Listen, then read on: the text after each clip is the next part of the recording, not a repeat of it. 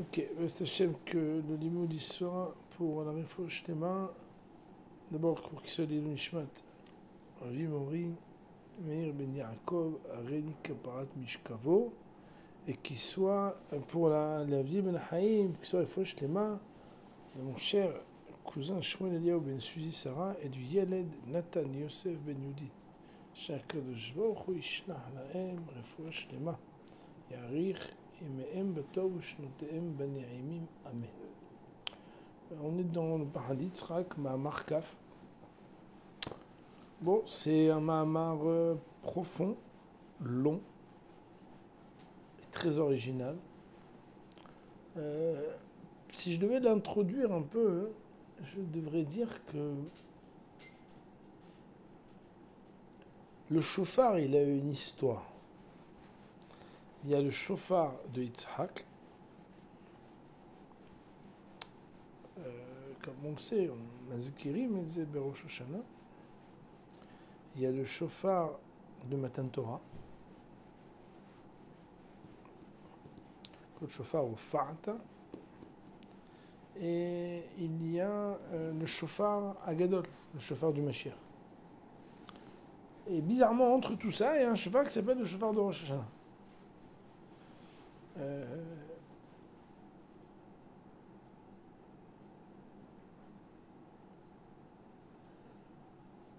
La manière avec laquelle on est jugé à Rosh Hashanah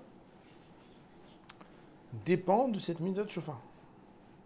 Marqué dans les Sfarim que Allah Elokim bitroa, Elokim, Avaya bekol chauffard.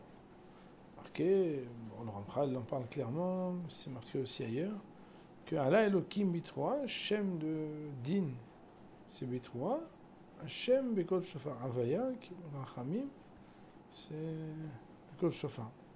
Il y a quelque chose qui se passe, quelque chose, il était Yoshev al Kisedin, et il laisse ce Kisedin et le Yoshev al Kised Rahamim. Et donc autour de ce col chauffard qui est quelque part très surprenant, qu'est-ce que c'est ce son bizarre là? Qu'est-ce que c'est cette corde qu'on prend et qu'est-ce que ça veut signifier? Alors j'ai vu dans ce Mahamar des choses qui sont très mechoudashot et qui sont très intéressantes. Il dit le Rav, Berosh Hashanah Yatsa Yosef mi bet ha'asurim. À Rosh Hashanah, Yosef il est sorti de prison. Donc c'est une Gemara dans Rosh Hashanah, celui qui veut peut regarder à la fin du livre, comme vous savez, il y a des marés mécomodes de chaque Mahamar. Donc dans notre Mahamar, Mahamar Kaf, il est ramené là-bas que c'est une Gemara dans Rosh Hashanah d'Afyud Aleph.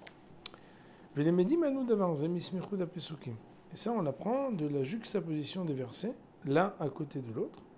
Sheken me pasuk tikru b'chod shofar. Samuchu le pasuk de'audud bi Yosef samu. Betseto alaret Misraim sefat le yadat yeshma. Car ainsi le pasuk de Tik'ou b'chod shofar qui parle de Rosh Hashanah, comme la Gemara le dit à plusieurs endroits, Tik'ou b'chod shofar, c'est quoi le chodesh du shofar? C'est Rosh Hashanah. Il est juste à côté de Edout bi Yosef Samu, qu'il y a une Edout qu'Hachem il a placée dans Yosef, Betseto alaret Misraim, au moment où il a fait sortir alaret Misraim. Et de là-bas on apprend que Yosef il est sorti le jour de Rosh Hashanah. Il y a marqué dans la fin du pasuk, Sefat lo yada'at yeshma. Pasuk dans Tehillim à la fin, Sefat lo yada'at yeshma. Il dit le Rav, Veni siyumush il pasuk zeh omer Sefat lo yada'at yeshma.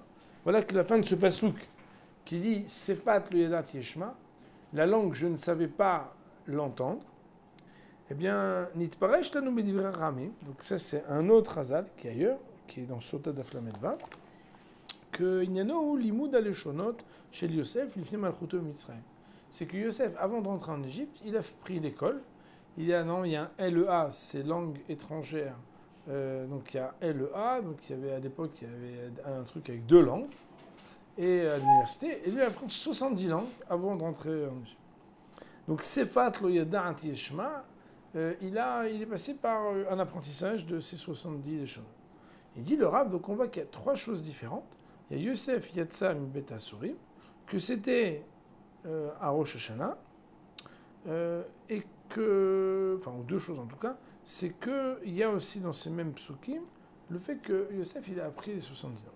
Mais Vadaï Shiraoui lanu litorer altiva chez les doubles Yosef Samo, Amishtayechet et les mots de Shimim le shon chez Yosef. Et bien évidemment, pourquoi on dit que Edud bi Yosef c'est Sefat le Yadat Yeshma, Il y a quelque chose ici qui fait que Yosef vient témoigner de quelque chose par le fait qu'il a appris les 70 langages. Et en quoi ça a un lien, direct ou indirect, avec le fait qu'on vient singulariser qu'il est sorti Autrement dit, pourquoi toutes ces choses-là se retrouvent dans les mêmes psukim, dans ce que les Midrashim et la Gemara va commenter de ces psukim. Bon. Donc ça, c'est des informations qui sont posées, qui sont en elles-mêmes déjà des hidushim, de la Torah orale, mais on n'avait pas besoin de ça. Donc on n'avait pas besoin du Rav Houtner pour ça, sauf que lui, il veut dire quelque chose qui se retrouve ensemble ici. Et ces choses-là qui se retrouvent ensemble posent des questions. Tout ça, c'est marqué après le fait que ce soit écrit déjà Tikrou Bachodesh Shofar, donc Tkiyat Shofar. Voilà que le Maharsho il a écrit des Shofar ou Remez Lecherut Velegeoula. Donc il est dans Chidusha Gado Daf Yud Aleph là-bas sur la Gemara, donc il est marqué Yud Aleph Amud Bet, que le Shofar il est Remez, une allusion Lecherut Velegeoula, à la liberté et à la délivrance. Veitziat Yosef Metasorim, il y a Cherut Velegeoula Nismechet Tkiyat Shofar. Et la sortie de Yosef de prison, c'est une liberté et une délivrance qui est juste à côté de Tkiyat Shofar. Donc autrement dit, Tikou Bachodesh Shofar, après il y a marqué que Edoud bi Yosef Samo Betzeto Aleret Misraïm, il y a quelque chose dans la Tkiyat Shofar qui libère. Omnam nekudazo shel Cherut vegeoula bukaat mitoch kolo shel Shofar, iya modet kan lefanu leyom. Et c'est justement ce point-là de liberté, de délivrance, qui sort de ce qu'on appelle Kolo chez le Shofar, qui est devant nous un point qu'il faut élucider. Ça veut dire quoi? En quoi le son du Shofar, il a quelque chose qui vient libérer. Donc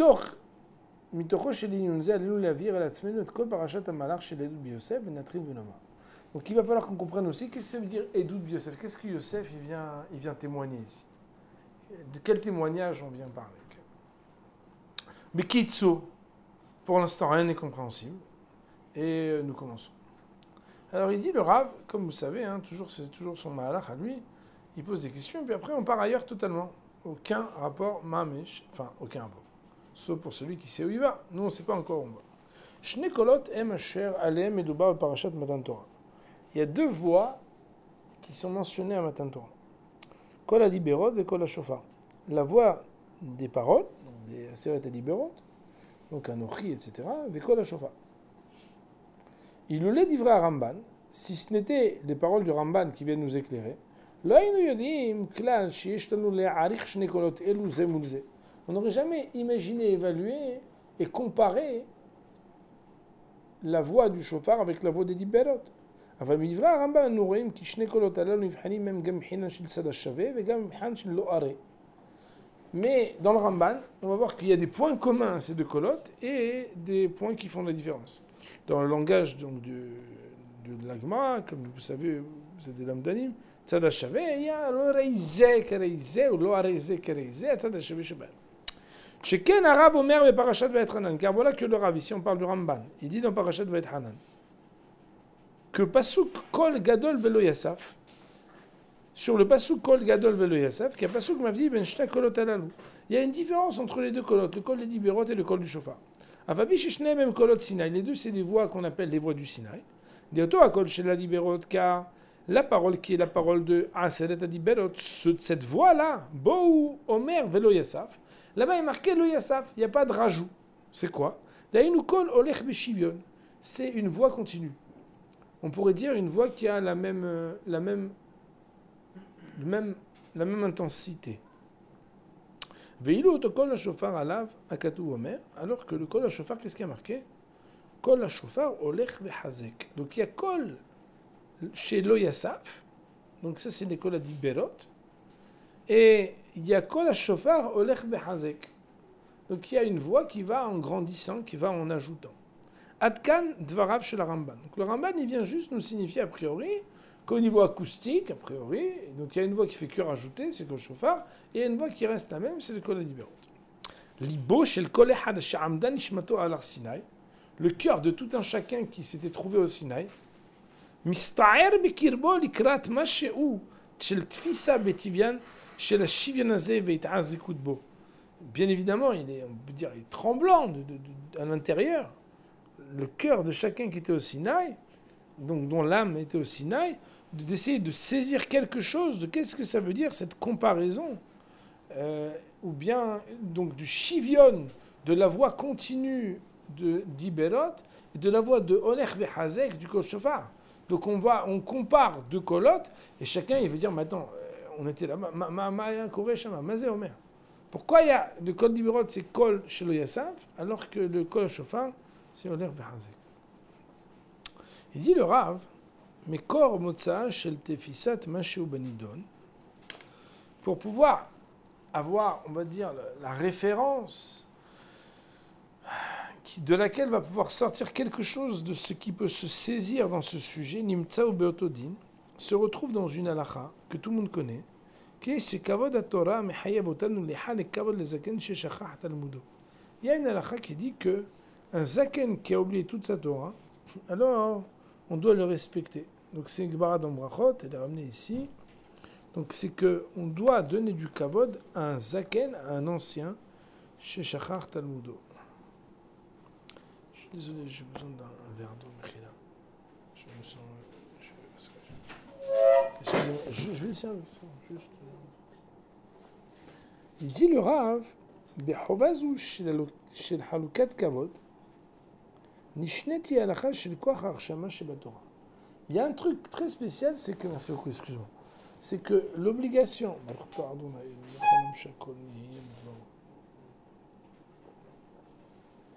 A priori, l'obligation d'honorer quelqu'un qui a oublié toute sa Torah. On se dit, bon, ben voilà, il a oublié toute sa Torah, il a un disque dur qui est vide, ça y est. Ça nous apprend ce qu'on appelle le Koach HaShama Sheba Torah, la trace de la Torah. On doit respecter la trace de la Torah. Ça veut dire quoi? Shari Oto Zaken Sheshachar Talmudo. Car voilà que cette personne-là qui a oublié toute sa Torah, et ça peut arriver, moi je connais un Talmid Hakam qui a oublié toute sa Torah. C'est un Zaken Tzadik qui était Magid Shio, qui connaissait tout d'ailleurs, un de mes bons amis. Une fois il m'a dit qu'il avait dit à ce Rav, Rabbi Abraham, quand est-ce que tu vas écrire tous ces Hiddushim que tu nous dis toujours? Il dit, quand je serai vieux, j'aurai du temps, je pourrai écrire. Et malheureusement, maintenant il a atteint une maladie où il oublie tout. Shachach et Kol Talmudo. Au point que maintenant il est dans une maison, on s'occupe de lui. Mais des fois je le voyais à la synagogue et il ne savait pas où il était, le pauvre. Et après je lui disais, Rabbi Avraham, venez, je vais vous raccompagner. J'ai accompagné jusqu'à chez lui à la maison. Talmid Chacham Gadol. Il s'appelle Zaken Shachar Talmudo. Lo nishar zo mi Talmudo klum. Lui, il lui reste rien de son Talmud. Mais il va d'areshamim shehatabo kedushat Torah. Si ce n'est les traces qui ont été gravées de la kedushat Torah. Comme on dit toujours à Vrechim, on vous le répète, quand vous êtes là, et en plus vous n'êtes pas dehors. Donc indépendamment de qu'est-ce qu'on a appris et comment on sait, si on s'est répété, si on a oublié, il y a aussi la Kedushat Torah. C'est quelqu'un, il est dans la Kedusha du Limud Torah toute sa journée. C'est quoi son occupation? On sait que Bedivre Torah. Et cette trace-là, elle fait que même si Khalil a quelqu'un, il oubliait tout de la Souga de Psychréché, il oublie tout de la Souga de Mersarigouva, il oublie tout. Adi Azmaï Mahane. Donc alors quoi, il n'y a rien de tout ça? Si! Il y a une trace qu'on appelle le Roshem de Kedushat Torah. Yetziat Tzadik Mina'ir, d'ailleurs dans Vayetze Vayelech, on sait bien que Rashi Kadosh il dit, mais c'est marqué Vayelech, c'est forcément Vayetze. Et là-bas il est marqué Yetziat Tzadik Mina'ir, en sa Roshem. La sortie de la ville d'un Tzadik, elle laisse une trace. Ça veut dire quoi? Et là il prend comme un moshol pour dire Le'achar shegufo shel Tzadik ne'alam. Après que le corps du Tzadik est disparu, il n'est plus au même endroit. Eh bien, écoutez bien. Commence une nouvelle paracha. C'est un chapitre qui va parler de la trace, de la marque qu'il a laissé ce tzaddik par ses pas. C'est-à-dire que quelque part, il a marqué sa génération, il a marqué son passage, il a marqué le fait qu'il soit resté un moment. Et il dit, c'est exactement la même chose quand un homme, il a, entre guillemets, traversé la Torah. C'est quoi? La sainteté de la Torah, de cet homme-là, qui a étudié Behemet, mais qui a tout oublié. C'est qu'en fait, la Torah nous demande de respecter un homme, que si tu lui poses des questions, il ne reste rien de sa Torah, mais il y a des traces et des marques de la Kedushat Torah de ce qu'il a étudié.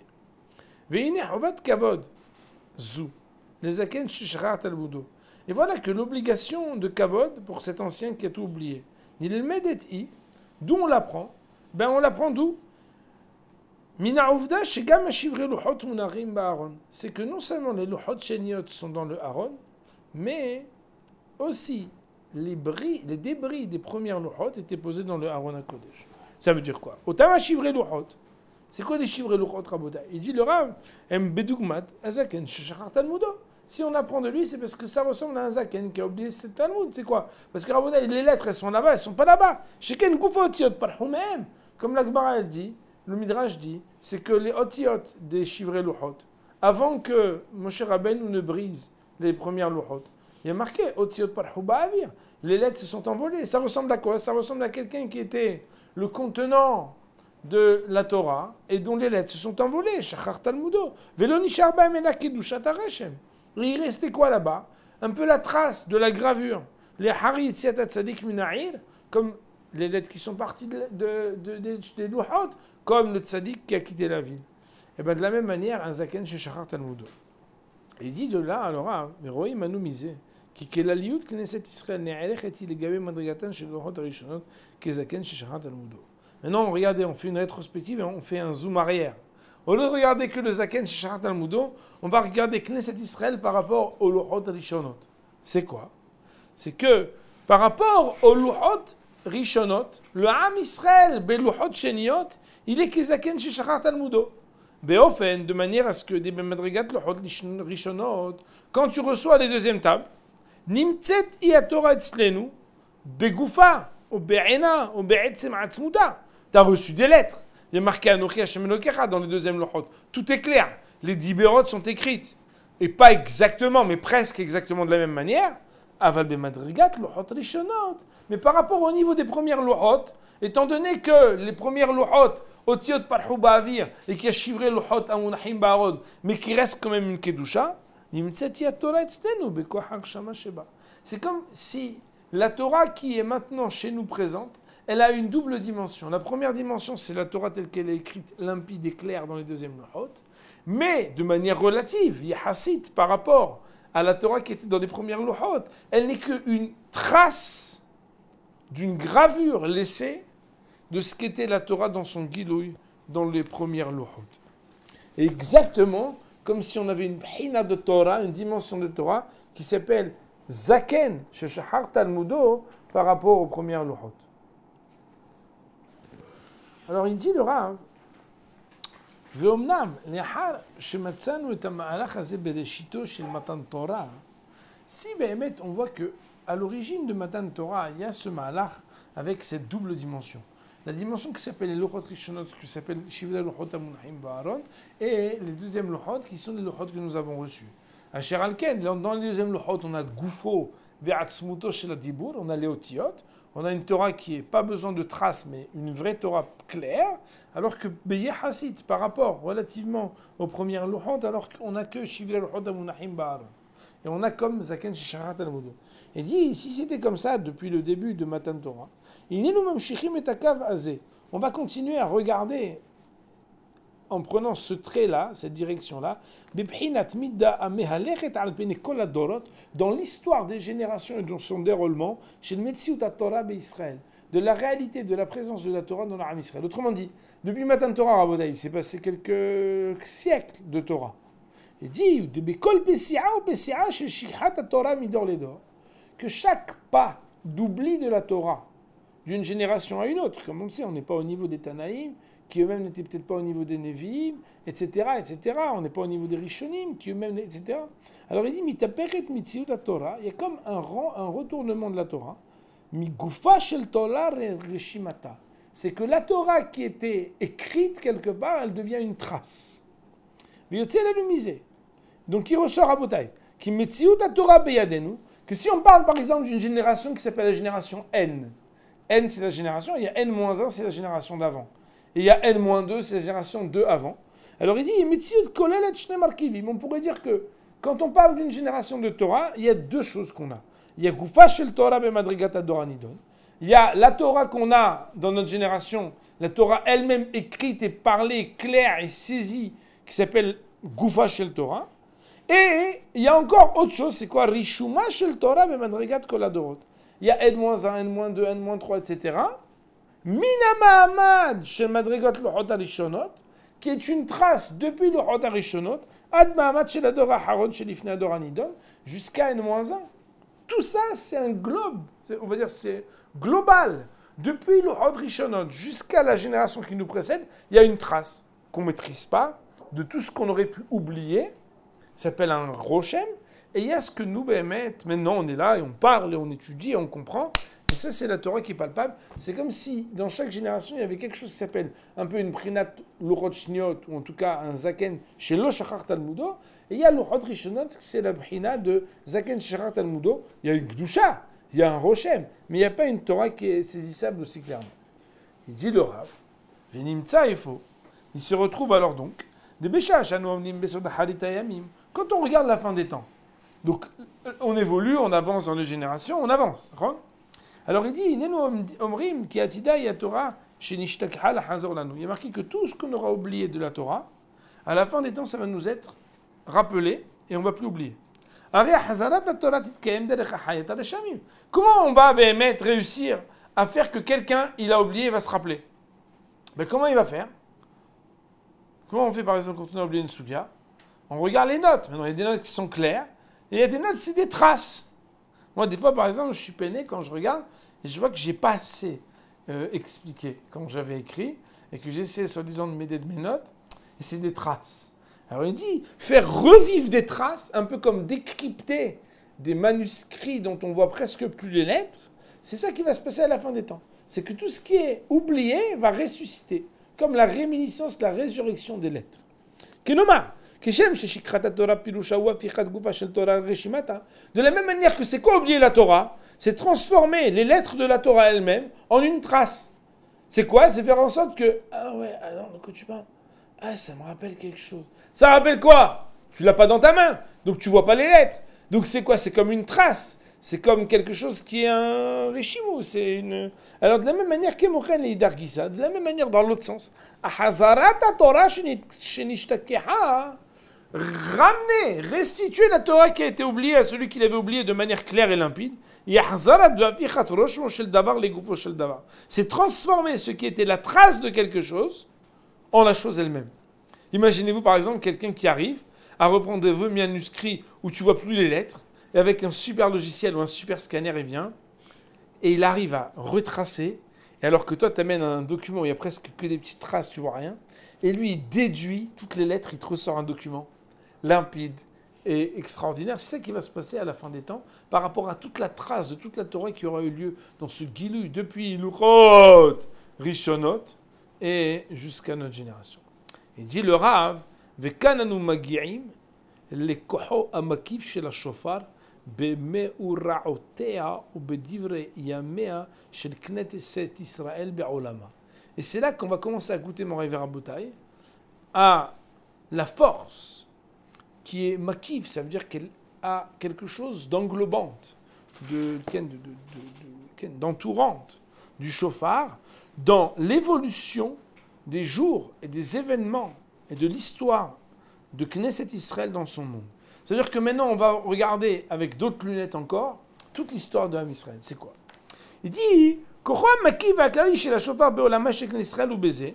le shofar, il a quelque chose d'extraordinaire dans l'histoire de Ham Israël. C'est que le shofar, il prend des traces et il les transforme en lettres. L'apport Rishumo Shel Davar, les Gouvo Shel Davar. Il prend quelque chose qui était tracé et que tu ne vois plus vraiment les formes et il le transforme en quelque chose d'essentiel et d'existant. Le petit poussé, il a laissé des petits morceaux de pain. Alors le tzaddik qui sort, il a laissé une aura, il a laissé quelque chose, il a laissé une trace, mais on ne sait pas exactement ce qui s'est passé. Eh bien le shofar, il peut ramener à la ville le tzaddik de la ville. Voilà que le Rambam a dit, qu'est-ce qu'il dit le Rambam sur le son du shofar, Rabotai? Justement, écoutez bien. Aucun remède.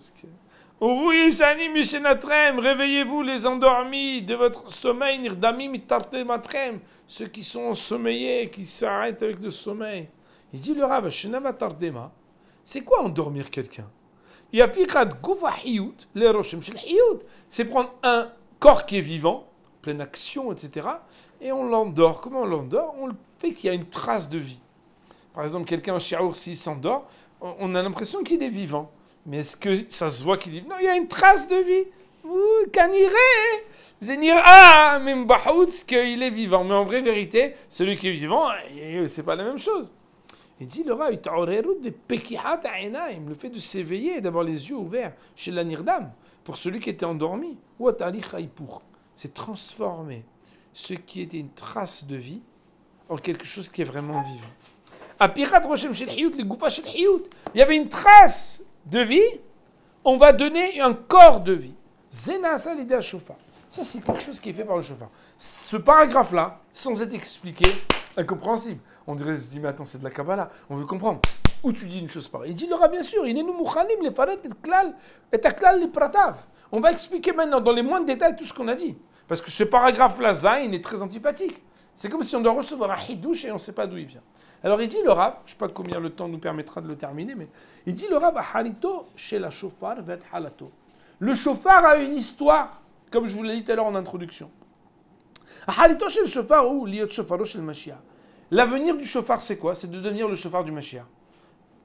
Allo Mashiach ou yahzir lanu et kol alohot shenishtaberu. Qu'est-ce qu'il va faire le Mashiach? Il va nous ramener toutes les lohot qu'on avait brisées. Et toute la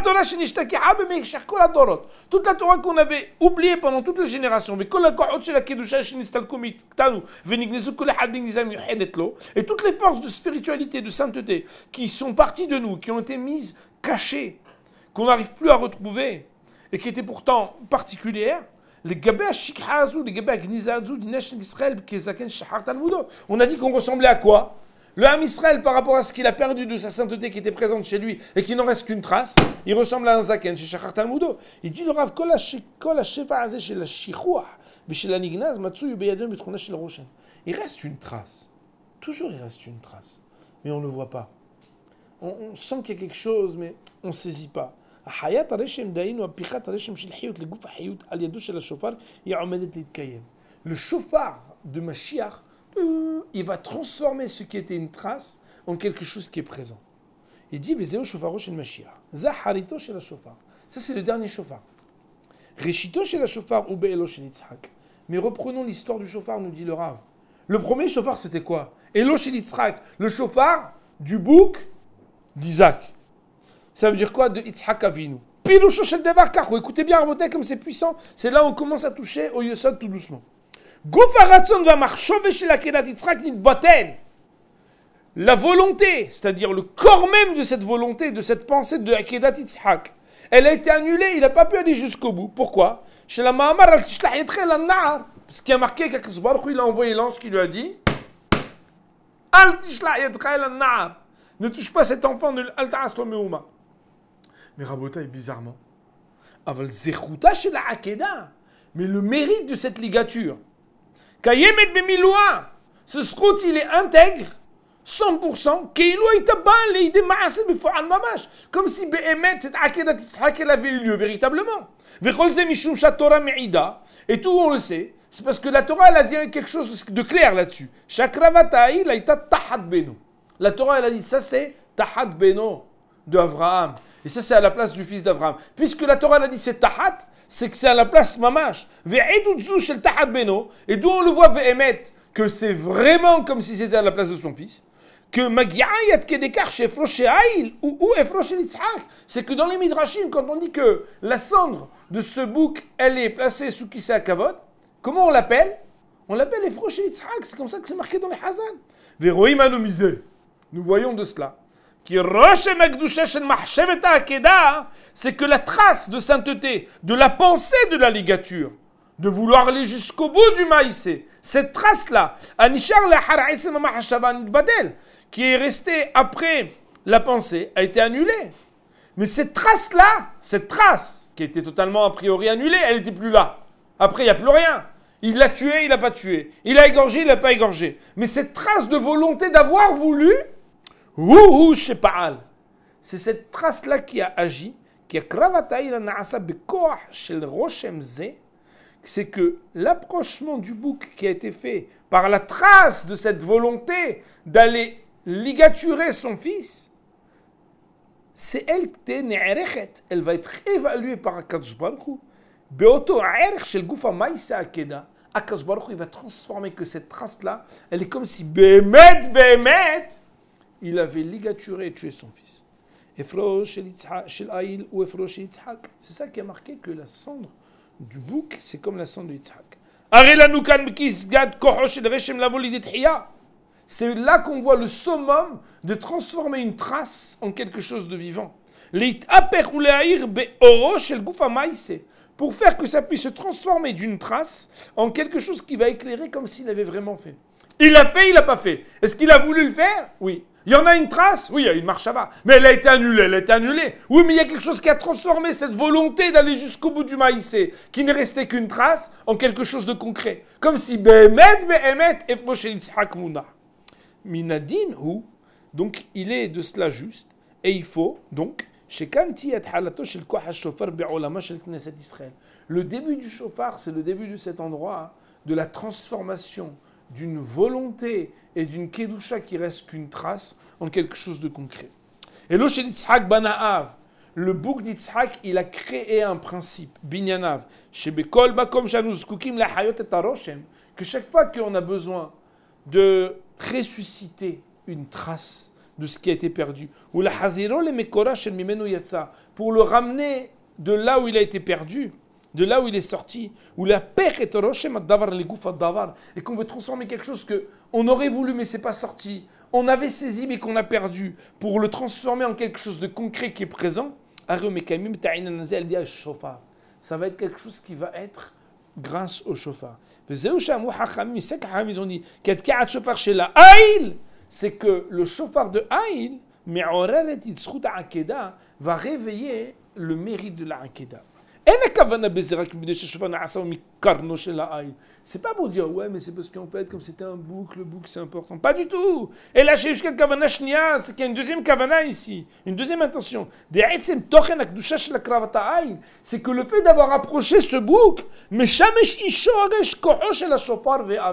c'est ça qui est l'origine et la racine de la force du shofar, de pouvoir transformer quelque chose qui était une trace et qui n'a pas pu aboutir en quelque chose qui va bel et bien aboutir. Ve'aven. Et c'est quelque chose qu'il faut réfléchir pour essayer de le comprendre. Bon, pour cette première partie, on va dire Baruch Nini Olam, Amen ve'amen.